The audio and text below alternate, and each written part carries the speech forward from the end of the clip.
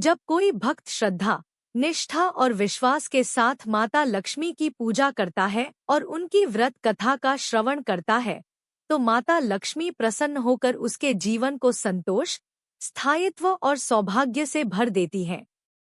यह व्रत कथा विशेष रूप से उन लोगों के लिए अत्यंत लाभकारी है जिनके जीवन में आर्थिक परेशानियां लगातार बनी रहती हैं, जिनके घर में धन आता तो है पर टिकता नहीं, जहां मानसिक तनाव और पारिवारिक क्लेश बना रहता है, या फिर जिनके भाग्य में स्थिरता और सफलता की कमी हो।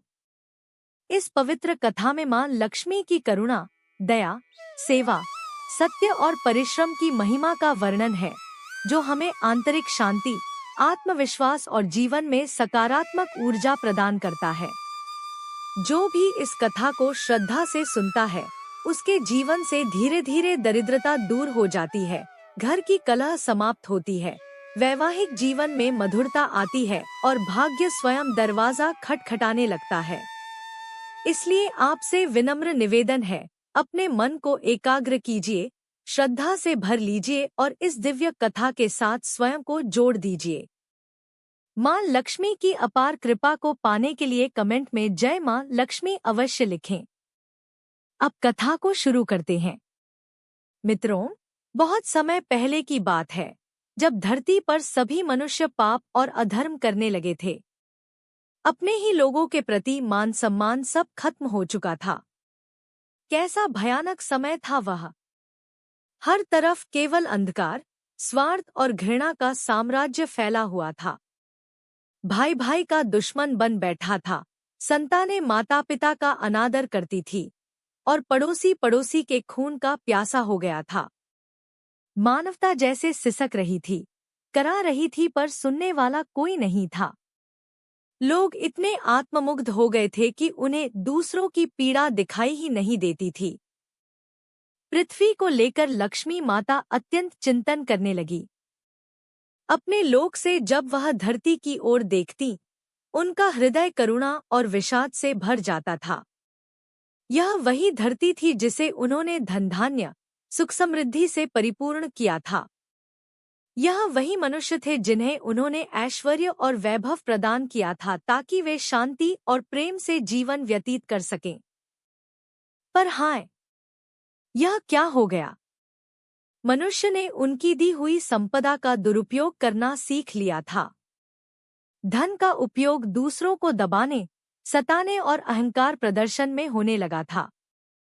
समृद्धि ने उन्हें विनम्र बनाने के बजाय और अधिक क्रूर और असंवेदनशील बना दिया था।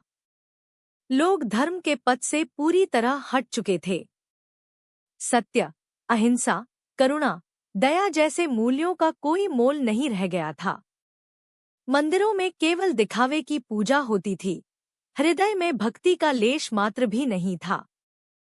साधु संतों और ज्ञानियों का उपहास उड़ाया जाता था, उन्हें अपमानित किया जाता था। कोई उनकी बात सुनने को तैयार नहीं था, क्योंकि सत्य कड़वा लगता था और लोग अपनी बनाई हुई भ्रम की दुनिया में ही मस्त रहना चाहते थे। लोग आपस में छोटी छोटी बातों पर झगड़ा करते थे। विवाद इतने बढ़ जाते थे कि खून खराबे तक की नौबत आ जाती थी।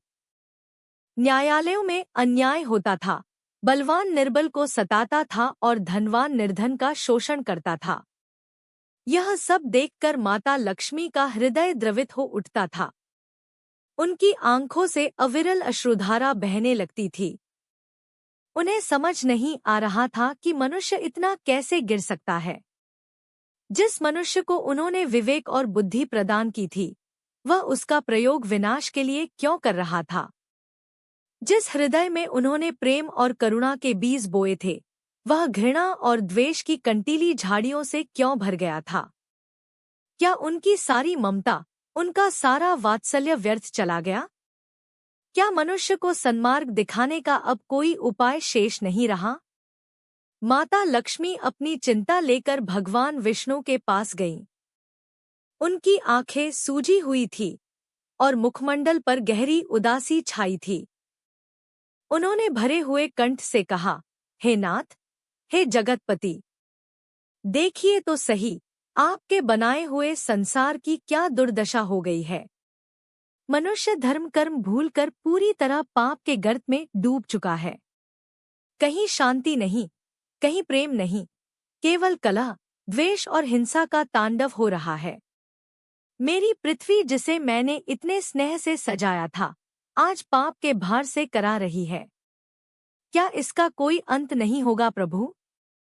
क्या मनुष्य अपने किए का फल भोग कर यूं ही नष्ट हो जाएगा?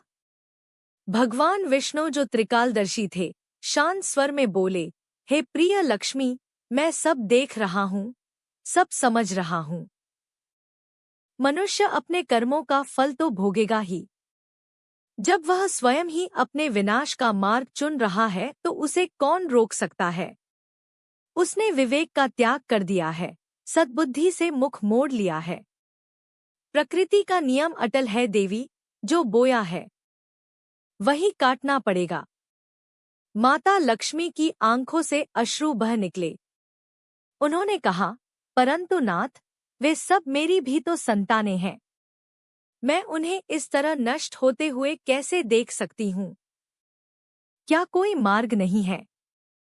क्या उन्हें बचाने का, उन्हें पुनः धर्म के पथ पर लाने का कोई उपाय नहीं हो सकता?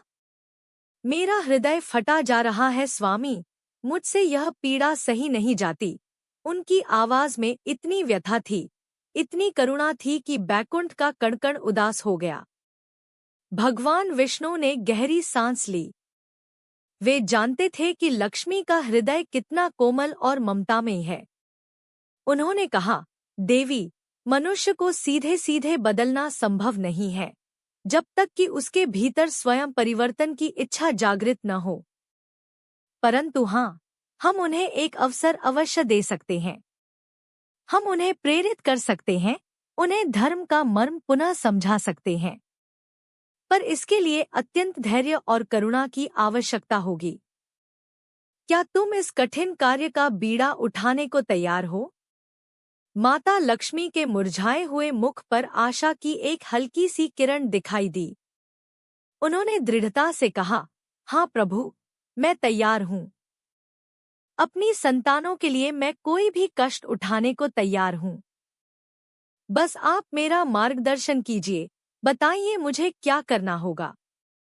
भगवान विष्णु ने कहा, तुम्हें स्वयं धरती पर जाना होगा देवी, परंतु अपने ऐश्वर्य और वैभव के रूप में नहीं, बल्कि एक साधारण दीन दुखिया स्त्री के रूप में। तुम्हें मनुष्यों के बीच रहना होगा, उनके दुख दर्द को समझना होगा और अपने आचरण से, अपनी करुणा से, अपने निस्वार्थ प्रेम से उनके हृदयों में परिवर्तन लाना होगा। तुम्हें उन्हें यह दिखाना होगा कि सच्चा सुख धन दौलत या शक्ति में नहीं, बल्कि प्रेम, सेवा और धर्मपरायणता में है। यह मार्ग अत्यंत कठिन होगा देवी। तुम्हें अपमान सहना पड़ सकता है, कष्ट उठाने पड़ सकते हैं। लोग तुम्हें पहचानेंगे नहीं, शायद तुम्हारा तिरस्कार भी करें। क्या तुम यह सब सह सकोगी? माता लक्ष्मी की आंखों में दृढ़ निश्चय था। उन्होंने कहा, स्वामी, यदि मेरे कष्ट सहने से मेरी एक भी संतान का हृदय परिवर्तित होता है, यदि धरती पर पुनः धर्म की स्थापना होती है, तो मैं हर अपमान, हर कष्ट सहने को तैयार हूँ। मैं जाऊंगी प्रभु, मैं अवश्य जाऊंगी। और इस प्रकार जगत की ऐश्वर्य और वैभव की स्वामिनी देवी लक्ष्मी ने एक अत्यंत साधारण, निर्धन स्त्री का रूप धारण किया। उनके दिव्य वस्त्र फटे पुराने चीथड़ों में बदल गए, उनके आभूषण गायब हो गए और उनका तेजस्वी मुखमंडल चिंता और परिश्रम की रेखाओं से युक्त हो गया। उन्होंने अपना नाम धैर्यशीला रखा और चुपचाप धरती पर उतर आईं। धरती पर आकर उन्होंने जो देखा उससे उनका हृदय और भी व्यथित हो गया। चारों ओर गरीबी, बीमारी, भूखमरी और अन्याय का बोलबाला था। अमीरों की बस्तियां जगमगा रही थी, पर गरीबों की झोपड़ियों में 2 वक्त की रोटी भी नसीब नहीं थी। लोग एक दूसरे को लूटने सोटने में लगे थे। माता लक्ष्मी धैर्यशीला के रूप में एक छोटे से गांव में पहुंची। गांव के लोग भी स्वार्थी और कठोर हृदय के थे। किसी ने उन्हें आश्रय नहीं दिया। वह भूखी प्यासी गांव के बाहर एक पेड़ के नीचे बैठ गई। उनकी आंखों से आंसू बह रहे थे, पर उन्होंने अपना संकल्प नहीं छोड़ा। धीरे धीरे उन्होंने गांव के सबसे दीन दुखियों और पीड़ितों की सेवा करनी शुरू की। वह बीमारों की सेवा करती, भूखों को जैसे तैसे थोड़ा भोजन जुटा कर देती, रोते हुए बच्चों को चुप कराती और निराश लोगों को धैर्य बंधाती।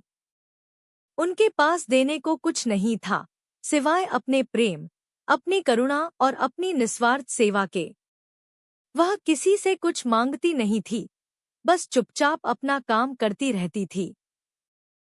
शुरू शुरू में लोगों ने उन पर ध्यान नहीं दिया। कुछ ने उन्हें पागल समझा, कुछ ने ढोंगी कहा। उनका अपमान किया गया, उन्हें दुत्कारा गया।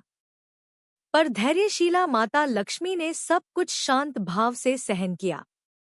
उनके चेहरे पर कभी क्रोध या निराशा का भाव नहीं आया। उनकी आंखों में केवल करुणा और प्रेम झलकता था। वह उन लोगों के लिए भी प्रार्थना करती जो उनका अपमान करते थे। धीरे धीरे, बहुत धीरे धीरे लोगों पर उनके निस्वार्थ सेवा भाव का असर होने लगा। लोग सोचने लगे कि यह स्त्री कौन है जो बिना किसी स्वार्थ के सबकी सेवा कर रही है, जिसे न अपने खाने की चिंता है न रहने की, जिसे अपमानित करने पर भी क्रोध नहीं आता, जिसके पास कुछ न होते हुए भी वह दूसरों को प्रेम और शांति बांट रही है। एक दिन गांव में भयंकर सूखा पड़ा। नदियां सूख गईं, कुएं खाली हो गए, फसलें जल गईं। लोग अन्नजल के लिए तरसने लगे। अमीर लोग अपने अन्न भंडार भरकर बैठ गए और गरीबों को मरने के लिए छोड़ दिया। गांव में हाहाकार मच गया।